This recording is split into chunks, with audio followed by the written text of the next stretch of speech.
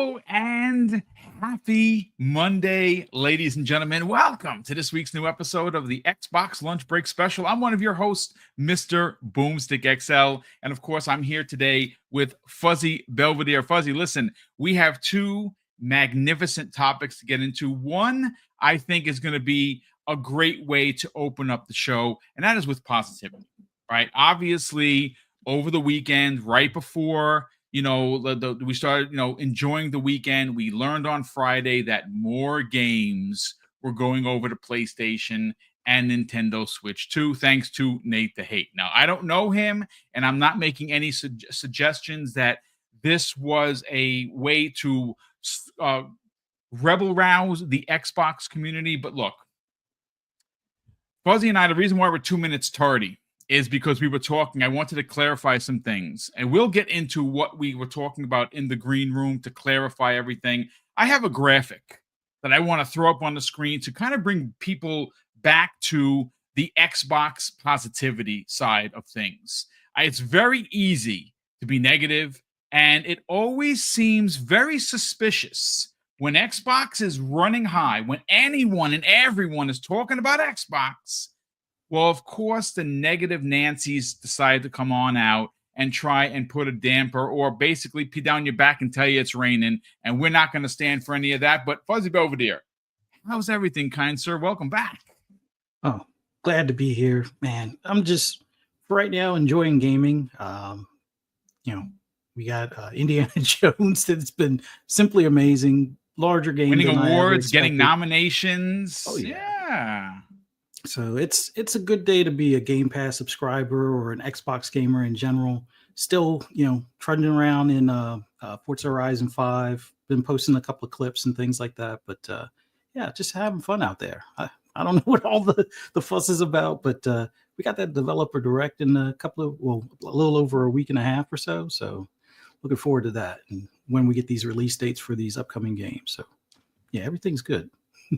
Yeah, it is. It is really good. Look, so where I want to start this conversation, because again, second half of the show, folks, is going to be about the Gears of War rumors. And there are two. And I have spoken to somebody who has basically corroborated some of the rumors out there that are circling. Now, the one thing I cannot get confirmed is whether or not it's Gears of War E-Day or it's the Marcus Phoenix collection. Now, again, I don't have large connections in the industry. I have several that, of course, will remain anonymous and that I trust, one of which I know personally.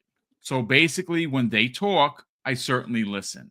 So second half of the show, we're going to get into how incredible that could possibly be, why I think it's a certain way, and whether or not that's going to be a multi-plat, we'll get into that conversation. But here's the thing. Again, what I like to do on this show, what I like my guests and co-hosts to do on this show is lead through positivity. Right? Super easy to be negative. And I understand it. I listen. I check analytics 7 days a week. You understand that this has become a full-time position where I'm checking numbers, I'm making videos, I'm making thumbnails. I work on this show 7 days a week. So I understand that we have 7 million views. Does that equate to 15,500 subscribers? I've been told by many people that I trust in the industry, that I should have 3 and 4 times that amount. Now, granted, maybe the positivity way of doing things isn't right for YouTube, but we're never going to change. I've said this before, Fuzzy, and I'll say it again. If I have to change the way we do business here, I'll quit the business altogether. So I'm never going to go the negative route. Well, unfortunately, Fuzzy Belvedere, started Friday while we were on Breakfast at Boom. We started learning all of these rumors coming out of Nate the Hate and several other people that the Master Chief collection was going to be going over to the Switch 2 and the PS5. Now, you've heard me say this before. I am never going to be the guy that signs off on putting Gears, Forza, and Halo on any other console. I'm just not built that way. And you guys and gals got to understand that. But I also understand the business of business. And gaming business has become very profitable for these corporations who want to make money. But it's also been a lot of loss. If there's anything that we can take away from 2024, the loss of jobs in the gaming industry is unprecedented. You have to understand that. Thousands upon thousands of people lost their jobs from corporations, from businesses, from departments that are making money. And let's not talk about studio closures. There's been a boatload of them, and maybe some of the studios you personally don't know, but that's still someone's livelihood. That's still someone's investment. And look, these companies need to make money. Now, do I honestly care how much money Microsoft makes? The answer is no. It really isn't. But the way I look at it is, and I want to kind of bring us back here for a second and walk with me with this, okay? How many of you in the class, raise your hand, ran the gambit when PlayStation was forced by MLB to put the show onto Xbox and Nintendo Switch? I made a bunch of thumbnails, and I rode that point. I rode that pony like a go-go dance from Soul Train, right? We all did. Yeah. So I understand, and I have seen it out there where people are running the gambit, or running these victory laps where Halo is going to be on PlayStation. Is that weird? You know what? That is incredibly weird. And I don't know if I can't even say with a straight face. Gears of War 1, the Ultimate Edition, rumored to be releasing on the Switch and on PlayStation 5 this year. Is that weird? Yeah, man, that's freaking crazy, right? That is like, what world are we in? Bizarro world? Like, when that's actually happening? But that is happening, folks. So look, I understand a lot of old guys in the chat here. J Mac, I see you, brother. Gray beard like me. Joe Dunmore's another gray beard. Big Mad Mo. We're all gray beards. We get it. In our hearts, we don't like it, right? We're never going to bend the knee to it. But unfortunately, folks, it's a reality. But what I want to do, Fuzzy Belvedere, before I hand the mic over to you and kind of get this, I want to throw a graphic up on the screen, okay? Because this really should be all that you should care about as an Xbox-centric gamer. Check this out for a second, folks. You're not going to see us. You're going to see the graphic. Boom. Now take a look at that screen. That screen depicts 9 games that are possibly launching this year. They're all AAA bangers, right? Now, granted, Avowed is confirmed. Doom is confirmed. Outer Worlds, Fable, South of Midnight, Call of Duty, those are all confirmed. What we have a good read on is Oblivion. Clobriel's talking about it. A bunch of people have reported on it from certain websites that basically this thing exists. So I believe it. And I've talked to somebody that said that it in fact, it does exist. Is that releasing this year? I believe it is. I can't confirm it, but when I can, believe you me, I'll be the first one out here to tell you guys and gals. Now, there are 2 here that we're kind of like a little bit on the edge for. Clockwork Revolution. How close is NXIL to releasing this game? Well, I mean, we saw it a couple of years ago, Fuzzy Belvedere, and you know what? It looked pretty damn good. Yeah, sure, there was some CG in there, but there was some gameplay in there as well. The game looked really good. That's a possibility. I know people are like, well, I don't know so much, Boom.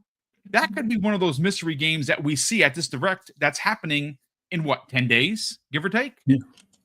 Gears of War E-Day was just rumored by Nate the Hate and several people, including Mag, former member of Primetime Gaming, current member of Colt Eastwood's XNC on Monday evenings, has confirmed that E-Day could in fact be dropping, as well as, and again, this is the second topic of the show, we're going to get into it, regarding Gears of War, the Marcus Phoenix collection, possibly releasing not only on this Xbox, it could launch day and date on PlayStation, but we'll see. So hold that thought for a second. But Fuzzy, I'm going to remove this graphic and put our beautiful faces back on here. Folks, look. If you don't want to hear me out and you're so pissed off that I'm the Charlie Brown teacher to right now, I understand that you're in your feelings over this. And you know something? I was there early last year. I would give Sony guts. They'd get the middle finger from me. That's what they would get.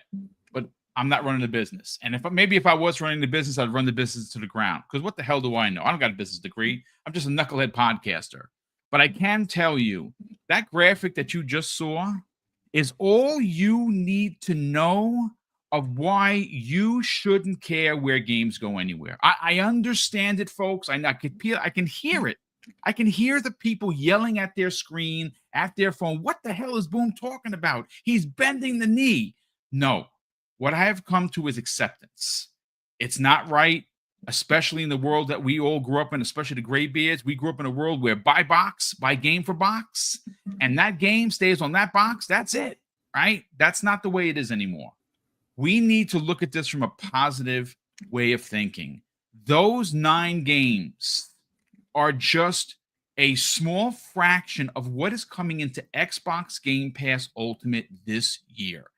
You should be so excited as a gamer. You actually should be worried about how you're going to have the time to potentially play these 9 games on top of stuff that we don't know that's from Xbox first party, third party, second party, and indies. You are going to be eating well. And every time someone from PlayStation or someone from Nintendo buy an Xbox first-party game, they are literally funding Xbox Game Pass. They are literally funding the next acquisition. That is all you need to know. Like I said, I'm not going to tell you how to feel, but I'm just suggesting that instead of immediately going to negativity, we look at what is happening for Xbox consumers, and we are winning, ladies and gentlemen. I don't care. And I want to close out with this. Please, for the love of the gaming gods, don't fall for the virtual banana in the tailpipe pause. Don't do it, because negativity, the minute Xbox starts to gain ground, the minute we are all excited, all of these rumors, once we have gotten past games going to PlayStation and Switch, they will have nothing negative to say because the games will speak for themselves. Fuzzy Belvedere, I know this is a lot to come into, but I want to get your hot take.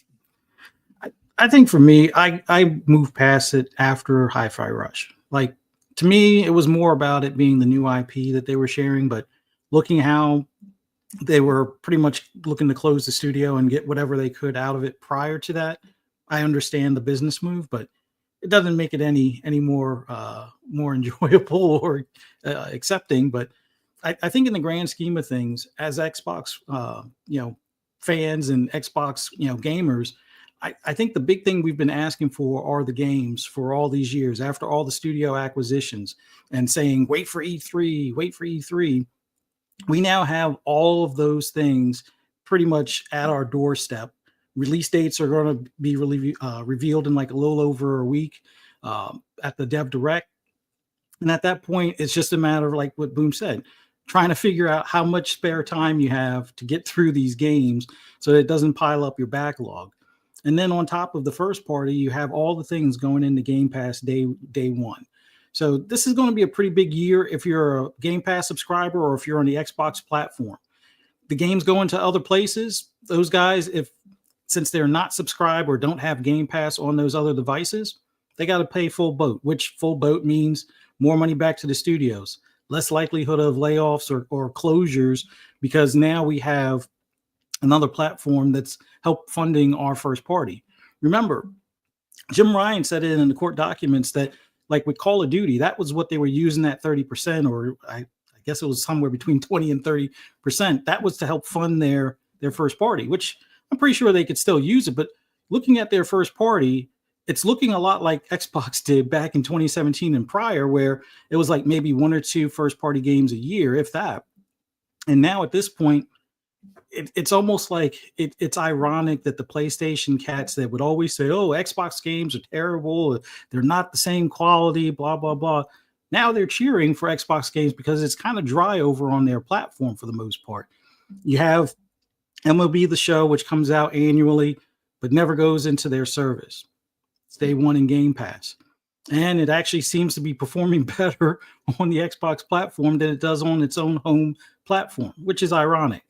You have things like Ghost of Yotai is supposed to come out this year.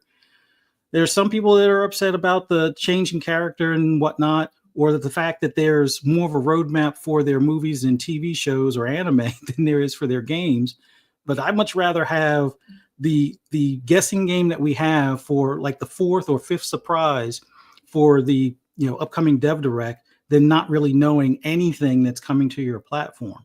Like, sure, they're going to get some third-party deals that they pay for, and that's great. But does that make it any better as far as your experience? Like, are you seeing more games from first party? Are you seeing what's coming from Ben Studios? Like, at this point, there should have been a Days Gone 2.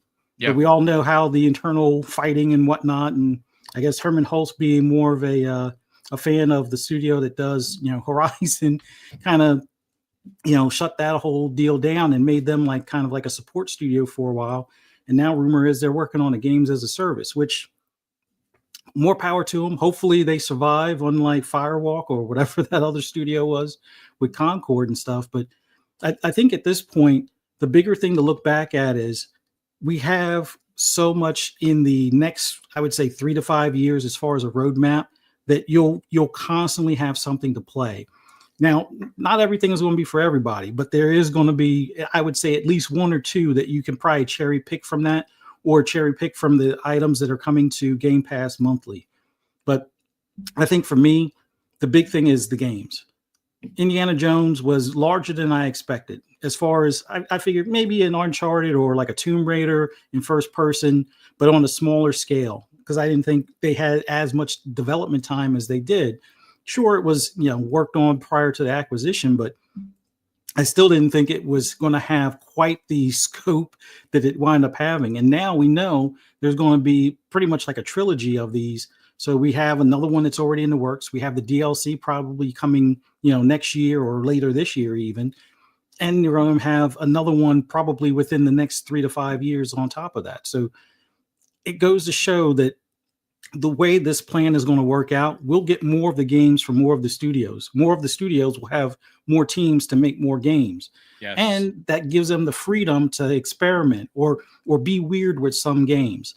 Like, I'm still waiting for the announcement for Project Shaolin, which is totally not something you would normally expect from Xbox. But if it's what I think it is, I think that's going to be one of those little gems that winds up in Game Pass or on the platform that we're all going to be celebrating, much like whether it's a Teenage Mutant Ninja Turtle, like side-scrolling beat 'em up type of thing, but with like RPG elements or something like that mixed in.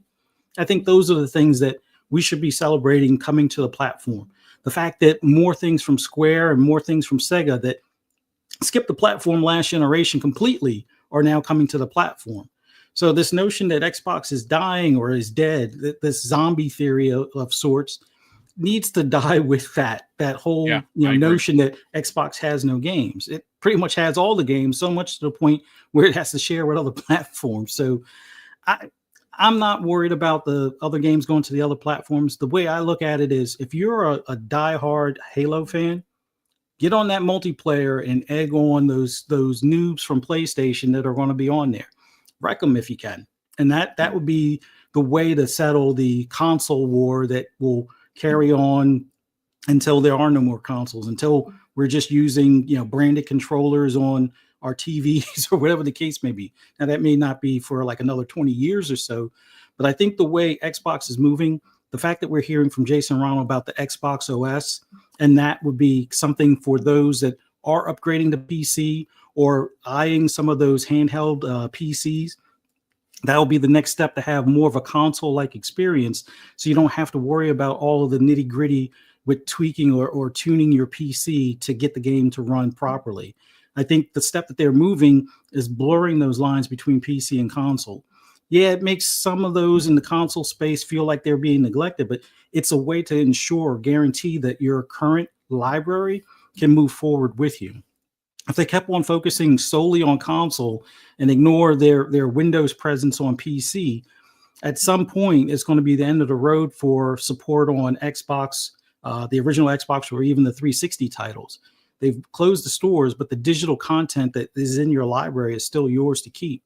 Yep. And with these consoles having disk drives, if you have the original launch edition Series X, you can still put those discs in to get some of those games authorized so you can have it as a digital copy on your machine.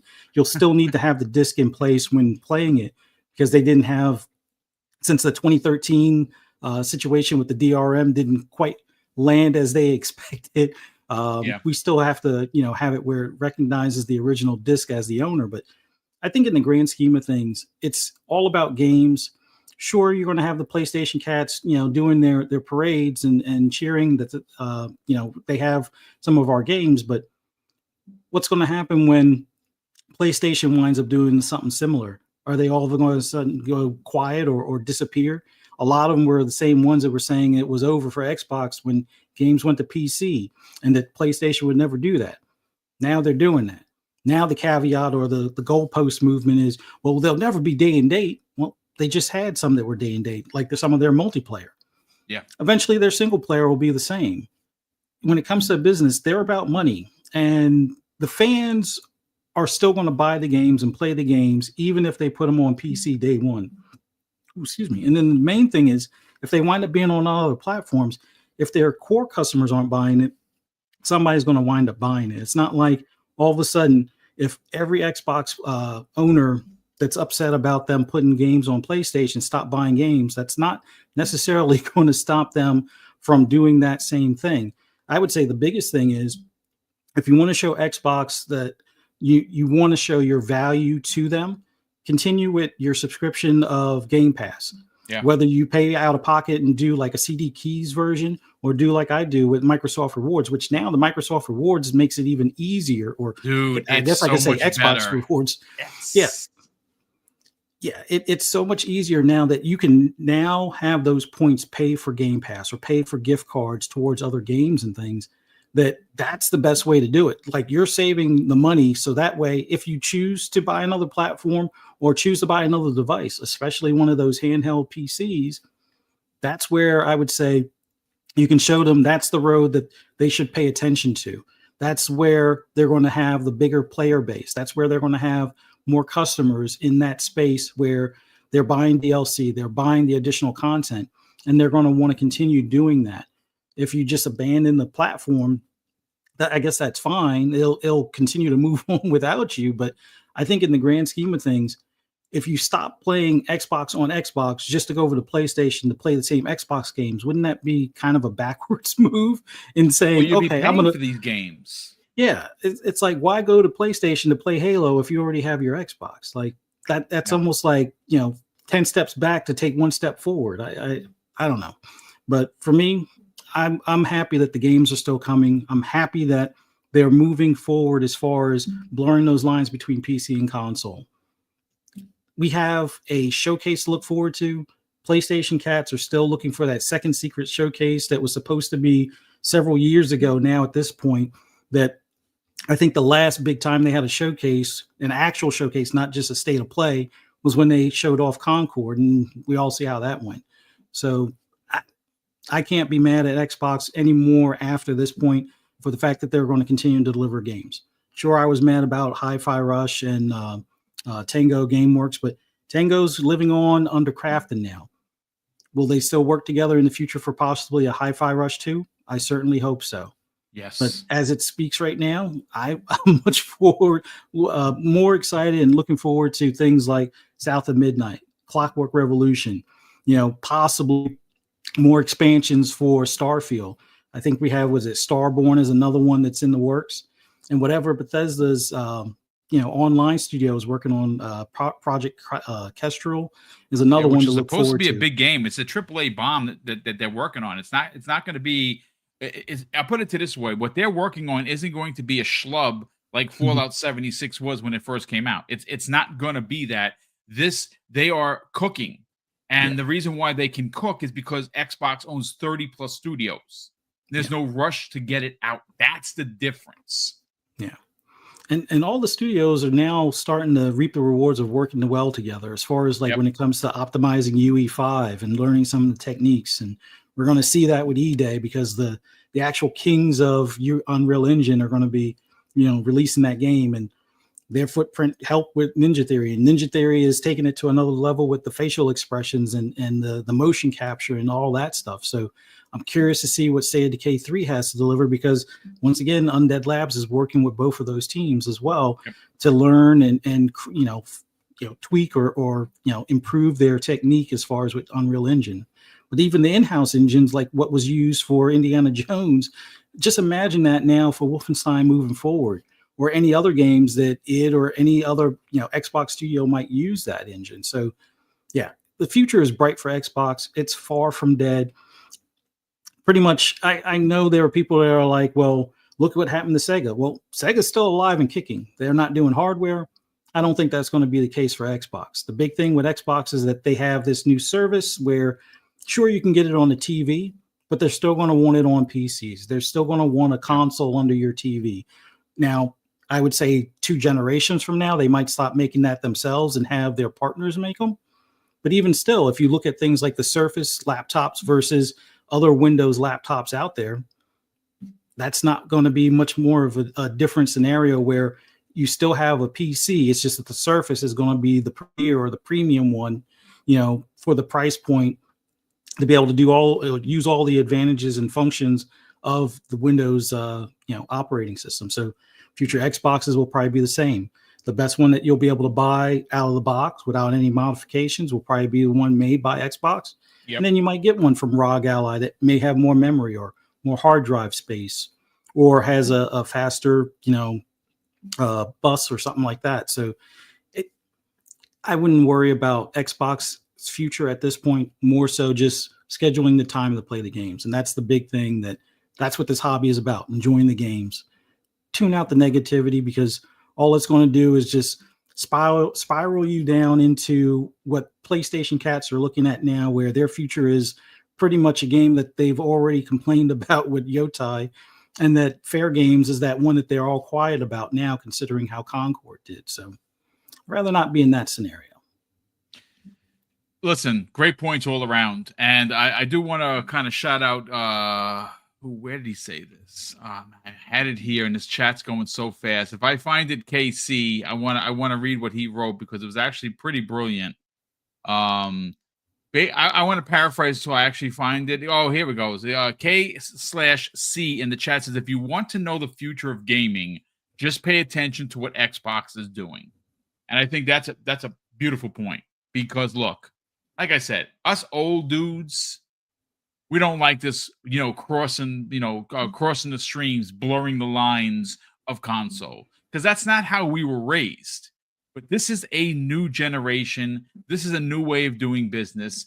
And look, I can't tell you how to feel, ladies and gentlemen, but what I can say with full authority is look at the Xbox roadmap for first party. Like Fuzzy just said, we know games that are potentially launching this year, next year, and into 2027. Sony can't say that. We also have to remember that with games going to Switch, with games going to the PlayStation 5, Xbox has officially become the biggest games publisher in gaming, meaning they're bigger than EA and 2K and everyone else underneath them. The more money they make, the better chance that they're going to own a 2K. Like, again, new things are happening in government. And again, that's as far as we're going to talk about politics on this show. But new people are moving into office where buying corporations or buying other companies is going to be less stressful. Microsoft is waiting. They are perched and they are waiting for the next acquisition. Is that going to come the way of studios first? Big acquisition in 26? I have no idea. I'm not a fly on the wall, but I can tell you, you've heard from the people in charge of the money.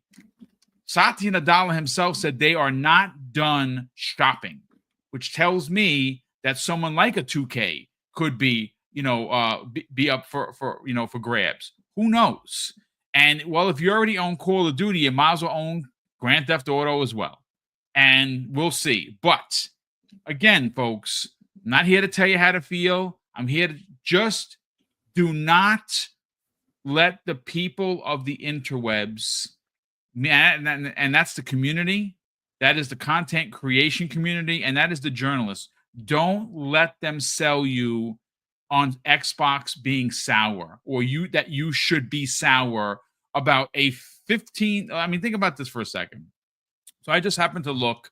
We're in 2025, so I'm no mathematician, folks, right? But I found out that, and I just looked up the date just for shits and giggles. Gears of War Ultimate Edition, which is phenomenal, is a 10-year-old game. Came out August 25th, 2015. Now, the Master Chief Collection came out in 2014. That game is 11 years old. Now, these are 11-year-old and 10-year-old games, possibly, because Microsoft hasn't announced it yet, are going over to PlayStation. Is that weird? It is absolutely weird. Does it make any damn sense to me as an Xbox diehard gamer? It actually doesn't. I don't think they need the money that badly to put these 3 franchises on that platform, meaning Forza could possibly go. Do I like it? No, I don't like it. I'm going to be honest with you. But I also understand business. And if these games going to another platform mean more investment into the service that I pay for, which is Xbox Game Pass Ultimate, then it is a win for me. I'm eating good. I'm having to spend less money. And look, if you want to leave Xbox, you want to cut your nose off to spite your face, I hear you. You're going to go over to PlayStation, or maybe you move over to PC, which is, that's not a bad move. You're paying less for Game Pass. You're not paying for online. So you're a winner, chicken dinner. You play everything. You play Steam, you play Epic Game Store, good old games, Xbox, PlayStation when they release it. Nintendo, I don't think they're ever going to stray the path. I think Nintendo is going to always Nintendo. And that's okay. Let them be who we thought that they were.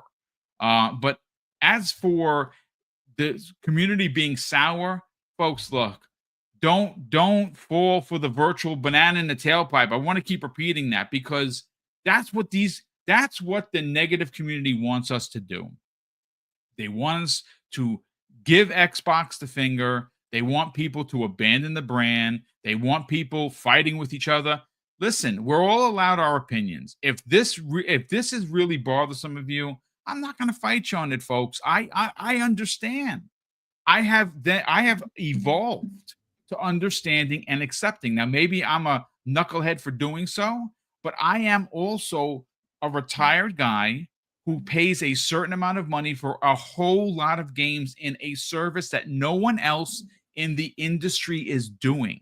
Yes, you have EA. Yes, you have Ubisoft, Ubisoft Plus, but those are not giving you the same volume of games that Xbox Game Pass is doing. You're getting first party, you're getting third party, you're getting second party, and you're getting indies. That is an amazing service. And again, like I said, if you are, frugal and, gamer, you can go to CD Keys. They had a 3-month block just on Sunday for $24.13. Think about how much you're paying for that. That is a pinch over $8 a month. I actually sent it over to someone that had asked me. He says, he kept seeing everyone like posting that they're paid up until I'm good until January 7th, 2028. And that's awesome, right? Like I don't have to, I don't have to spend any money. I already gave them my money. I'm good. So, of course I share the wealth, and I sent him the link, and he went and bought a whole bunch of them. Maybe bought a year. I don't know, but it's there for you to find. And even if you're only paying the $20, Fuzzy, you are getting so much value, especially this year. Just remember the graphic I threw up on the screen. there is a good chance that we're getting all of those 9 games at 76.43. Folks, just do the math.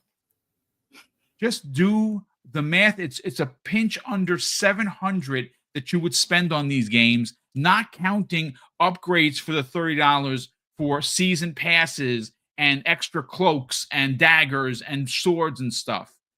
Think about that for a second. You are winning, Xbox community. I get it. We don't like the stuff going over to PlayStation, and I wouldn't give them ugats, but that is not the reality. We have to accept it. And when PlayStation does it, and maybe it doesn't happen in 25, maybe it happens in 26, who knows? But Sony needs money just like Microsoft, and they're going to do things that are out of character. They're going to do things that are out of the norm. And when they do, then we can run with our W flags. But look, great way to open up the show. We got 707 people watching live across Twitch, X, and YouTube. Mrs. Boom and I cannot thank you enough for taking the time to be here on a Monday morning, or well, now Monday afternoon. Thank you so much for that. If you are new to the channel and you're enjoying the conversation, please consider subscribing, as we are almost at that 16,000 mark. We're like 400 and change away, and we'd love to do that before the end of the month. I mean, we're only on the 13th of January. We'd love to open up the 2025 campaign with a giant W in the form of 16K for the channel. But listen, let me catch up on Super Chats, and then we're going to get into the Gears of War, because this is going to be exciting. Something Gears of War is happening one way or another. If we're getting just one, it's a W. If we're getting both, look out. Holy shit, it's crazy. But let me catch up on Super Chats. The first one of the day comes to us from Mac22TH54. What's going on, brother Mac? Nice to see you here. And, of course, thank you so much for the generosity. He goes on to say, boom, wasn't it Nate the guy who said Starfield, Forza, and Gears were going to PlayStation 5 in 2024? Am I wrong? No, you are not wrong. I believe he was one of the first reporters of that. And well, it's 2025, and neither of those games have gone over as of yet. Now, granted, is that going to possibly change? Yeah, well, maybe, but we'll see, right? Starfield wasn't part of those rumors. As a matter of fact, I pulled a story here from 80.level articles regarding the rumors. Now, again, this comes the way of, according to the report, Windows Central's Jez Corden said Hellblade 2, Age of Mythology, and potentially Gears of War Ultimate Edition are slated for PlayStation 5 this year. This information comes after the recent episode of Nate the Hate podcast, in which he shared that Final Fantasy Remake will launch an Xbox in 2025, and Final Fantasy VII Rebirth will come to the platform in 2026. And the article goes on to say also titles such as Microsoft's Flight Simulator 2024 and Halo, the Master Chief Collection, will also be released on multiple platforms and launched on PS5 and Nintendo Switch 2. Jez Corden said their resources suggest these alleged announcements are most likely true. So again, folks, it is happening, but you have to. I don't know if this is going to make you feel any better. It's just a statement. So take it and run with it. Clip me if you want, and anti-Xbox people. But here's the thing, and this is the sad reality for PlayStation gamers. If you are a PlayStation gamer, of course you're welcome here. Of course you want Xbox games. You know why you want Xbox games, PlayStation gamers? Because PlayStation is giving you nothing. They've given you nothing for years. Yes, I get it. Astrobot, amazing. I got the figure sitting right here watching me do the podcast. I loved every second of it. Ghost of Yotai, cannot wait to play it this year because I loved Ghost of Tsushima. Platinumed it, loved it so much. But that is about all they're doing for you. And the biggest games on the PlayStation 5 platform this year are gonna all be Xbox first-party owned games. Think about that for a second, folks. Let that cook in your brain. PlayStation 5's biggest games are all Xbox first-party titles. What does that say for PlayStation? Who's losing here, folks? But I regress. Lieutenant Hulk, who's been a channel member for 4 months. Lieutenant Hulk, we're talking in DMs and we're talking over on Xbox Live. Thank you so much for being a part of the show and being a generous part of the show. He says, if this rumor is true, then Xbox owns gaming. And that's 2 more games that are going to be on PlayStation's top 10 monthly games. Now everyone is paying the $70, paying Xbox 70%. And well, there you go. I mean, I couldn't have said it any better. I mean, what happens, ladies and gentlemen, and I know the boo birds are going to come out for this one. If you are an Xbox content creator, if you're an Xbox community member, you're very vocal. What happens when in, I don't know, April, 7 of the top 10 PlayStation games are owned by Xbox? Like what Fuzzy, answer that question. What do you think about that? What does that say for PlayStation? That it's an Xbox. That's just plain and simple at that point. Like it's they already have, what is it? Minecraft and Call of Duty is already in their top 10. There were some times where even Sea of Thieves was in the top 10 shortly after release over there. So if they get a couple more, that goes to show their first party isn't all that they said it was. Just there saying. You go. No, I mean, it's a fair point. It's a fair point. Lieutenant Hulk drops an additional $2 super chat and goes on to say, VG Fight School has legendary takes from a PlayStation fan. I've heard of him. I've never watched any of the stuff. I'll definitely check that out for sure. Will Broke Boy Lewis, we didn't get a chance to hang out too long. I think we played about 4 or 5 matches, and I think we won more than half of them. It says this after dropping a very generous $5 super chat. He goes on to say, don't remember who said it, but Xbox has around 40 studios now. They can't afford to make all games exclusive anymore, really. Too much money is involved. I mean, you're not wrong there for sure. I mean, look, I still feel really super weird about the 3 pillars going over there. Does that open the door for a Fable next year? Like Fable releases this year, maybe it releases next year. Oh my God, that's look, I'm not gonna lie, folks. That's nails on a chalkboard for me. But I also have to understand that this is big business. They're not fighting a console war. They're not getting involved in podcast politics. They're just making money. And look, I've said this before. Maybe it's an excuse. Maybe you'll be like, "Oh, that guy, that Boom is a fraud." I hear you. I'm not going to fight you on it if you think so.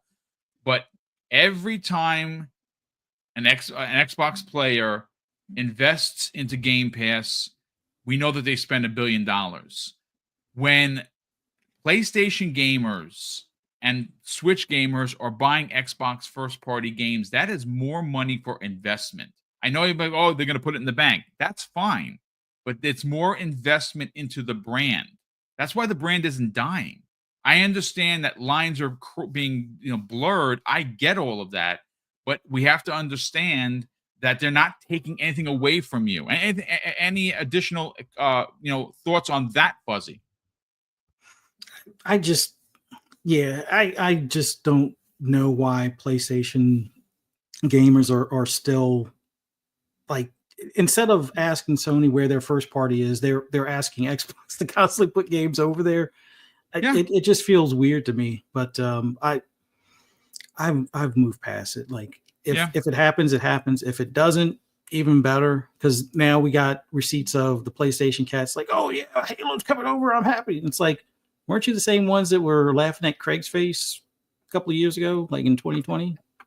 I don't know. What made you change your mind all of a sudden? But yeah, like I said, I've said this on other podcasts. The only thing I've been playing recently on PlayStation has been Gran Turismo 7. Not really interested in any of the other stuff that they have at the moment, like the unveiling of Ghost of Yotai, but who knows when that drops. They'll probably be towards the end of the year. But Grand Theft Auto 6, for all those said it was going to be Sony marketing, we'll see if they say something next week. A few people in the chat was saying that GTA 6 will be or Take-Two will make some sort of announcement next week. That's one of the rumors, dude. Yeah, I mean, they're partnered. The 2K, we know that the two heads, Microsoft Gaming, Phil Spencer, and head of 2K, they're very good friends. Now, I understand friends and business don't usually mix, but there is something to be said about potentially, marketing a game like GTA, and also in the same year that that's coming out, you're marketing. I mean, the marketing would be expensive. There's no doubt about it. But when you could market GTA and Call of Duty in the same year with Xbox branded logos, I mean, that's something. You know what I'm saying? And again, you got to remember, even though they're not releasing their own handheld this year, which I'm a bit disappointed about, but we do know that basically every handheld that you own, regardless of what company, it's going to look and run like an Xbox. So you could logistically be playing Grand Theft Auto on the go. Like, think about that. You won't be able to do that for PlayStation unless you have the Portal, which is a great little console. It's just that you need to be able to play games at your own. It can't be just streaming to the console. But that's here nor there. Roshan Impenger drops a very generous $5 super chat and goes on to say, it's MS, not it's MS or Microsoft, not Xbox. I play games, but it's not Wii anymore. Enjoy Game Pass, sure, but cheer as a Wii and make fun of Sony? Nah. I mean, listen, you don't have to make fun of Sony. Enjoy games wherever you want to play. I'm just saying that this ideology that some people are running with I'm abandoning Xbox because they abandoned me. They didn't abandon you. You are as a consumer being fed really well, and you're getting fed at a price that is no one else could match. No one is doing what they're doing. They invest $1 billion a year with a B into this service, getting games in there on top of all of their first party games. You are not losing, Xbox community. You are winning. PlayStation wishes that they had a service like that. And a perfect example of it is they're still charging $70 digitally for Gran Turismo. That game is old as dirt. MLB The Show is still not in the premier service tier. What? Yeah. How is Xbox gamers losing? That's all I'm going to end with. But listen, Fuzzy Belvedere, we're going to be here for another 20-ish minutes, maybe 25 minutes. We got to talk about Gears of War.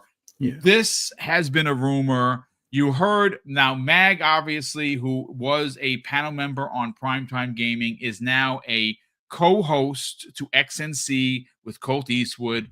Basically did a video. He started his YouTube channel, and his first video is him speaking specifically about Gears of War E-Day coming this year.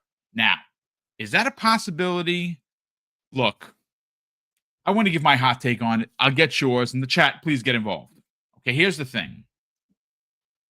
The Gears of War collection, or the Marcus Phoenix collection that was done in Unreal Engine 5, is a thing. It exists. I've been told so. We all know that it exists. Special Nick is the one that broke the story years ago from Xbox era. He wasn't wrong then, and neither am I. This game exists. Now, does that game release after E-Day because E-Day is quote-unquote a sequel? I don't think so. I think that, and again, this is just me. I'm just, throwing it out there. 2026 will make the 20th anniversary of the Gears of War franchise, if I'm not mistaken, right? It would be the 20th? Mm-hmm. Yeah, so it'd be the 20th anniversary. Why would you ruin that perfect storm in 26 to put out E-Day now? Right? The 19th anniversary? It doesn't match. How I predict things are happening, and this is just my opinion, it's not what I've heard, is that you take the Gears of War or the Marcus Phoenix collection and you drop it this year. Now, I have heard that it's going to be Gears 1, 2, and 3, supposedly some cutting room floor stuff that was taken out of Gears 2 and 3 is going to be a part of this. Right, that because back in the 360 days they were limited to what they can do. Now we're in a whole different realm, and that it's going to release in a trilogy. Now, there's also rumors that trilogy could be coming to PlayStation. I don't know so much about that, to be honest with you. If the rumor is that they're getting the Gears of War Ultimate Collection, on PlayStation, that does not make any sense to me. So I don't think it is. I think that is going to be an exclusive to PC and to Xbox this year. Now, in 2026, where, of course, E-Day is where I would release it, you got the 20th anniversary of Gears of War. You got the 25th anniversary of Halo, the 25th anniversary of Xbox, I'll put it to you this way. You think 2025 is going to be bombastic. Fuzzy, 2026 is the anniversary of the platform, the 25th anniversary of Halo Combat Evolved, and the 20th anniversary of the Gears of War franchise. I'm getting goosebumps just thinking about how crazy 2026 is going to be. You could get Perfect Dark that same year. You could get, it's a lot. I'll put it to you that way. And we're only 13 days into 2025. I'm already looking forward to 2026 because you could get all of those anniversaries, new hardware, and a new handheld. The first handheld in Xbox's platform history could be releasing in the same year. Like, I don't understand how Xbox is dead, but again, bringing it, ruling it back in to talk about Gears of War. I don't see Gears of War E-Day releasing this year. I do, in fact, though, see Gears, the Marcus Phoenix collection releasing this year, redone in Unreal Engine 5, 1, 2, and 3. Stuff that was pulled out of part 2 and part 3 is what I'm hearing is going to be added. So it's going to be new footage, just like Gears of War 1 Ultimate Edition, where you had that fight with that big creature. I can't remember the name of it. I don't know. I'm sorry. I had a brain fart live on the air, but Fuzzy Belvedere. How do you think this is going to go? Because again, there are a lot of people out there who have connections to actual Microsoft headquarters that are in firm belief that E-Day is this year. Do you believe them, or do you kind of feel that we should or could get the Marcus Phoenix collection released this year first? I'm leaning more towards the Marcus Phoenix collection being released prior. Like, my big thing was, even before it was named E-Day, I just had in the back of my mind, all right, Gear 6 in 2026. Like, I know I've said this before. 26 would be the year of the sixes. I figured Forza Horizon 6 would be in 26. Elder Scrolls 6 hopefully will be in 26, although it may be pushed to 27. And then I figured there was going to be a delay on even GTA 6, and it wound up being in 26. But before it was called E-Day, I figured Gear 6 being in 26 because of the 20th anniversary kind of made sense to some extent. But now with it being E-Day, kind of like a going back to the origins of the franchise, I could see it being released this year, but I just something about the 20-year anniversary seems like that's where it would fit a little bit better. Having the Marcus Phoenix collection in, Unreal Engine, having that release first to kind of refresh your memory. And then even though you're still going back further with E-Day, I still think that there would be a reason to at least show like a remaster that's in Unreal Engine first. And then that way you get ready for what's really going to blow your mind with Unreal Engine for the Emergence Day, where I guess they either start a new trilogy or just basically start a new timeline to kind of bring it all back home type of deal. But it just feels like it would be too soon. Like, I was thinking that the people that were talking about E-Day being in 25 were basing it off of like, seeing it at the showcase last year. And usually they try to keep things within a year, but I don't know if their connections are telling them that it could get this year. Remember, we've heard in the background things like State of Decay 3 was originally scheduled for 2025, but they kind of pushed that back to 2026. We also heard there was another game that was supposed to be 2025 that got pushed, but I was well, then again, I wasn't expecting Outer Worlds 2 at all for 2025. Like That's very true. I figured that was like maybe 2027 range because of what they said in their trailer when they first announced it and stuff like, oh yeah, it's fairly early or it's coming, a few years from now kind of thing. Who knew that those few years would be like a year and a half type of deal? But yeah, for the most part, if it shows up this year, that means all of these studios have figured out a way to get their pipeline fast tracked. Like they're pushing out content faster than possibly or previously anticipated. I know some games were delayed prior to that, but I think that was still the remnants of like the whole shutdown with COVID and whatnot. But now that that's far behind them and that's in the past, and maybe some of the techniques they've learned as far as remote work and some of the integration between teams and things like that.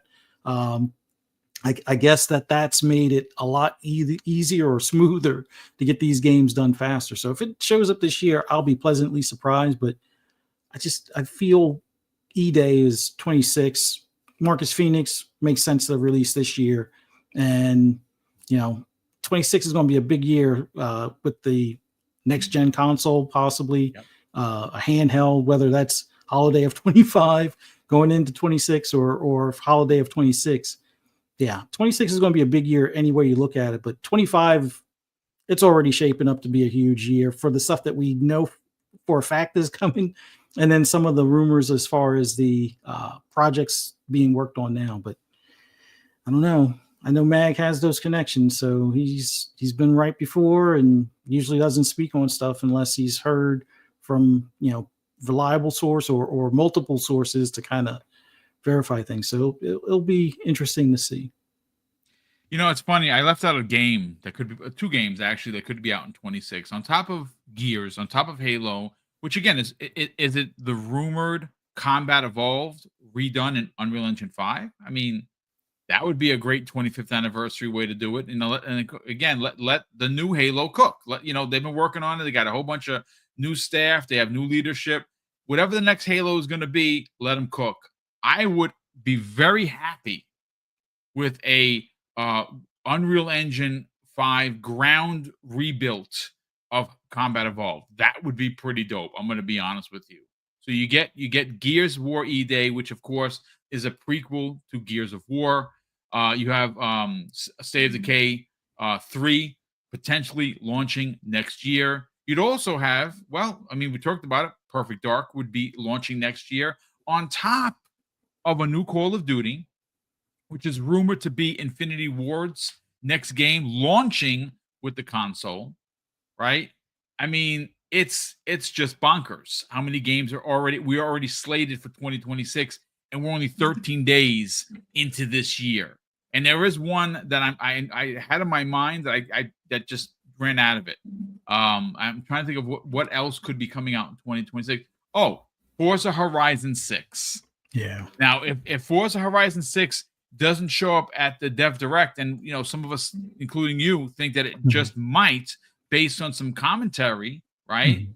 If it doesn't show up, that would also be a launch title for the next Xbox. Think about that for a second, folks. The Trinity, Halo, Gears, Forza to launch a new console on the 25th anniversary. You can't write a better script than that. Like, that is just crazy. But look, again, I'm glad that I think that we might have spent a little longer than I wanted to with the first topic, because I really wanted to drive the point home that Xbox gamers, if you're in your feelings, I hear you, but you are still winning. The lineup, the roadmap, the new hardware, the new handheld, what they're doing with the OS for current handhelds, you have a showcase in a week and a half.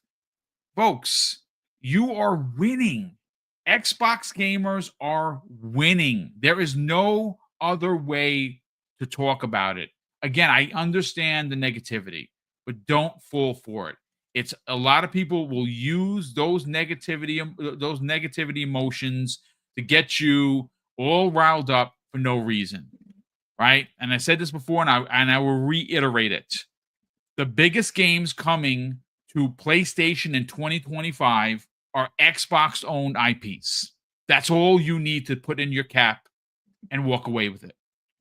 And there's nothing else to say. But let me catch up on super chats. We have Elemental PO, generous friend of the program, drops an outstanding $5 super chat. Elemental PO goes on to say there might still be that group that wants that one system to play everything on and crown it the ultimate console.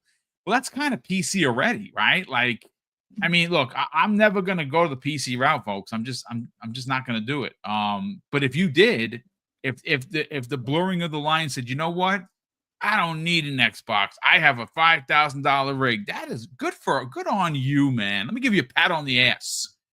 Congratulations, you won because you're paying less for Game Pass. You're not paying for online, which is awesome, and you can play Steam and good old games and Epic Games Store and whatever PlayStation puts on there and Xbox. You're the ultimate champion.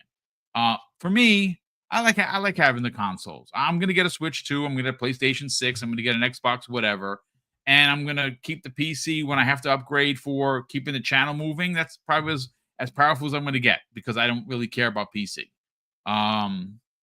Will Broke Boy Lewis drops a very generous $5 super chat, and this is a point where I'm sure he's happy neither of us stole it. If Korkenstein was here, he's definitely stealing this point.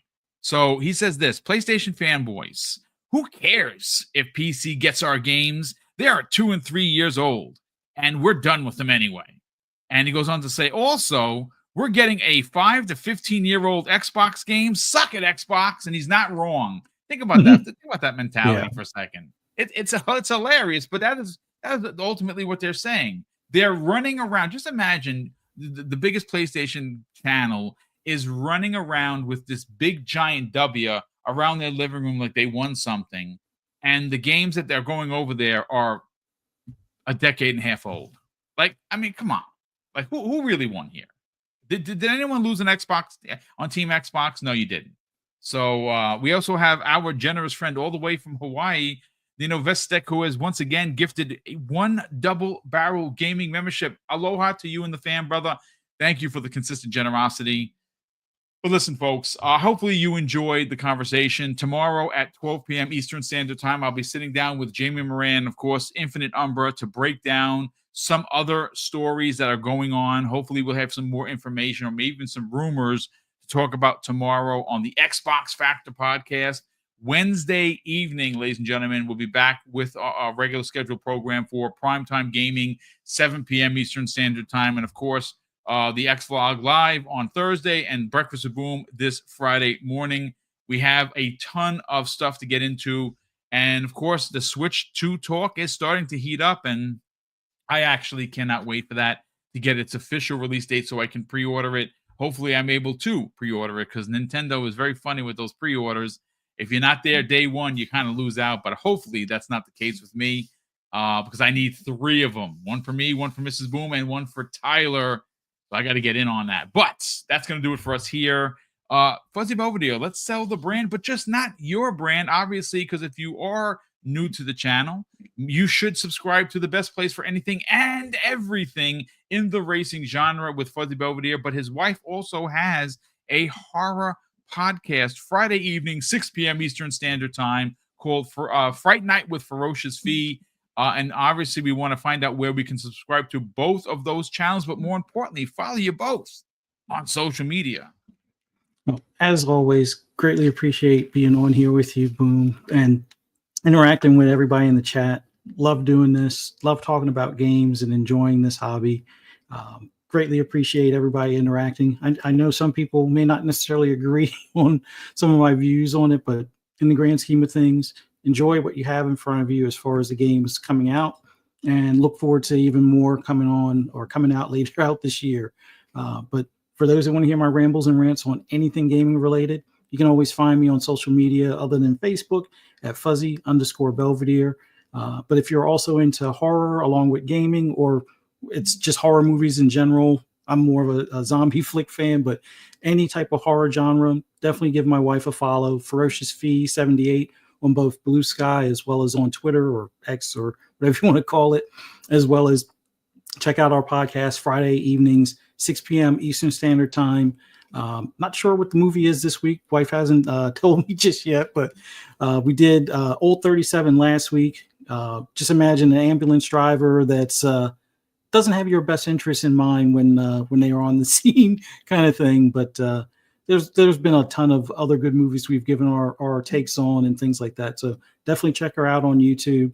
Fright Night with Ferocious Fee. I'll put the link in the chat. And have a great rest of your week. Be on the lookout for hopefully some Switch 2 news, possibly even some news from Xbox this week as well. There's going to be a lot of gaming news this week, I feel. So be prepared. Yeah, indeed. I mean, again, folks, we're a couple of weeks away from the big event. Again, it's something we talked about on Friday's Breakfast with Boom. We didn't get into it too much here because we did have the topics on hand, but there's rumored to be 5 games. There's definitely a 4th game, we know, because we saw the question mark and of course the TV the TV bars, but there is room there, and traditionally the last 2 they had 5 games. So usually it's a partnered game, which we know what the partner game is. That is Expedition 33 and potentially 3 first-party games, but there is room for a 4th one. What is that? What is that going to be? Is it going to be the Oblivion Unreal Engine game? I'd like to hope so. That would be kind of dope. But I kind of feel that there's going to be one more thing. Yeah. And if they do that, obviously, listen, again, Xbox gamers, do not despair. Yes, things are changing. Yes, we don't like some of the things that are changing. But as an Xbox gamer, as an Xbox consumer, you are winning. And you will continue to win being subscribed to one of the best services ever created in Xbox Game Pass. But that's going to do it for us here today. Of course, for Fuzzy Belvedere and myself, we want to thank you so much for checking out today's new episode of the Xbox Lunch Break Special. And of course, a big thank you to all of these super chats and channel memberships that continue to come in, that power the show behind the scenes, that allow us to do the big giveaways. And we do have a couple of big ones happening this year, as we did last year. And of course, I'm going to close out the show with something that's incredibly important to me, folks. Hopefully one day it'll be important to you. And that's something that my dad taught us when we were kids. And he would say, Craig, treat others how you want to be treated. And also, it doesn't cost anything to be nice. You live by those rules, son. I can guarantee you're going to have an awesome day. So take care, everyone. And we'll see you next week on the newest episode of the Xbox Lunch Break Special.